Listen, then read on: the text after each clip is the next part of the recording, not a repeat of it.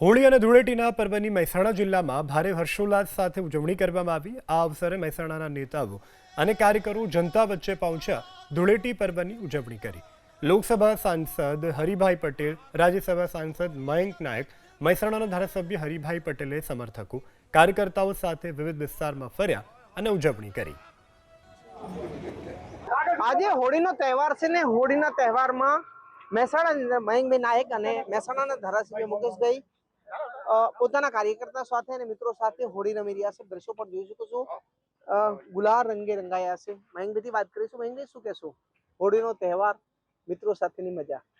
આજે હોળી અને ધૂળેટીના પવિત્ર તહેવારે કાર્યકર્તાઓ સાથે, મિત્રો સાથે, અમારા લોકપ્રિય ધારાસભ્ય શ્રી મુકેશભાઈની સાથે મહેસાણાની અંદર અનેક વિસ્તારોમાં અમે ફરી રહ્યા છીએ।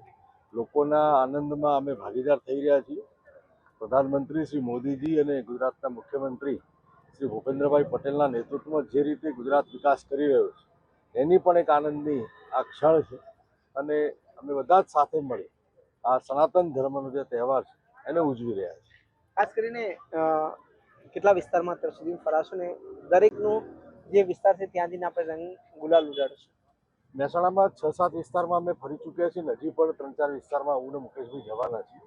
લોકોની સાથે ખુશીમાં અમે ભાગીદાર થઈ શકીએ અને જનતાની વચ્ચે સતત રહીએ એના માટેનો અમારો માન્ય ધારાસભ્યશ્રી સાથેનો પ્રયાસ છે।